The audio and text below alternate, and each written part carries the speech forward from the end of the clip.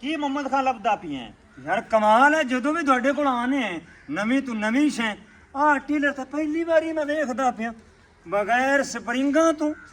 ਇਹ ਜਨਾਬ ਬਗੈਰ ਸਪਰਿੰਗਾਂ ਦੇ ਟਿੱਲਰ ਹੈ, ਇਹਦੇ ਕੋਡ ਮਜ਼ਬੂਤ ਨੇ ਤੇ ਜਨਾਬ ਟਿੱਲਰ ਤੇ ਜਨਾਬ ਉਹ ਟਿੱਲਰ ਜਿਨ੍ਹਾਂ ਦੇ ਸਪਰਿੰਗ ਹੁੰਦੇ ਨੇ, ਕਦੇ ਸਪਰਿੰਗ ਟੁੱਟ ਗਿਆ ਕੋਈ ਮਸਲਾ ਬਣ ਗਿਆ, ਇਹਦਾ ਕੋਈ ਮਸਲਾ ਨਹੀਂ ਹੈਗਾ। ਇਹ multi laser and Veer agro ਦਾ ਜੀ ਟਿੱਲਰ ਹੈਗਾ ਬਗੈਰ ਸਪਰਿੰਗਾਂ ਦੇ ਤੇ ਇਹਦੇ ਕੋਡ ਦੀ ਸਾਰੀ ਜ਼ਿੰਦਗੀ ਦੀ ਗਾਰੰਟੀ ਹੈ। ਵਾਹ ਜੀ ਵਾਹ, ਕੀ ਬਾਤ ਹੈ, ਕੀ ਬਾਤ। ਲਾਈਫ ਟਾਈਮ ਤੇ ਨਾਲ ਹੀ ਮੁਹੰਮਦ ਖਾਨ ਭਾਈ ਮੈਂ ਤੁਹਾਨੂੰ ਦੱਸਦਾ ਚੱਲਾਂ ਵੀ ਜਿਸ ਤਰੀਕੇ ਚੀਜ਼ਲ ਦੀ ਲੋੜ ਹੁੰਦੀ ਹੈ, ਆਲੂ ਕਾਸ਼ਤ ਕਰਨੇ ਹੈ, ਮੱਕੀ ਕਾਸ਼ਤ ਕਰਨੇ ਹੈ, ਇਹ ਚੀਜ਼ਲ ਦੀ ਜਗ੍ਹਾ ਤੇ ਵੀ ਕੰਮ ਦੇਵੇਗਾ ਤੇ ਹਲ ਦੀ ਜਗ੍ਹਾ ਤੇ ਵੀ ਕੰਮ ਦੇਵੇਗਾ। 2 in 1 ਹੈਗੇ ਨੇ ਤੇ ਟੁੱਟਬਾਜੀ ਜ਼ੀਰੋ।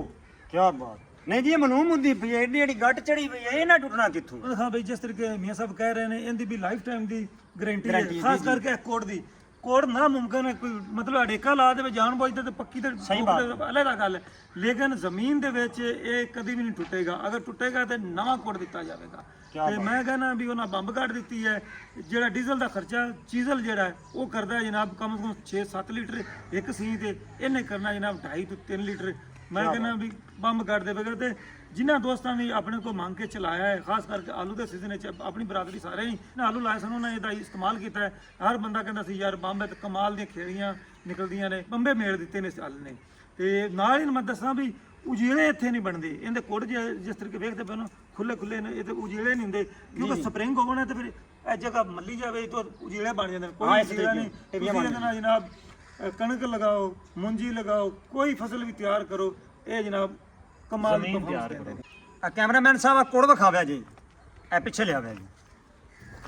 ਐਡੀ ਮੋਟੀ ਚਾਦਰ ਇਹ ਕਿੱਥੇ ਟੁੱਟਣੀ ਹੈ ਜੀ। ਇਧਰ ਤਾਂ ਵੇਖੋ, ਇਹ ਵੇਖੋ ਜਨਾਬ, ਕੀ ਬਾਤ ਹੈ। ਇਹ ਮਲਟੀ ਲੇਜ਼ਰ ਉਹ ਤਾਂ ਨਹੀਂ ਜਿਹੜੇ ਲੇਜ਼ਰ ਕਰਾਏ ਬਣਾਉਂਦੇ ਨੇ। ਹਾਂਜੀ ਉਹ ਹੀ ਨੇ। ਤੇ ਹੋਰ ਕੀ ਕੀ ਚੀਜ਼ ਬਣਾਉਂਦੇ ਨੇ ਉਹ ਜਨਾਬ ਤਕਰੀਬਨ ਜ਼ਮੀਂਦਾਰਾਂ ਦੀ ਲੋੜ ਦੇ ਮੁਤਾਬਕ ਹਰ ਜ਼ਰਾਈ ਹਾਲਾਤ ਬਣਾਉਂਦੇ ਨੇ।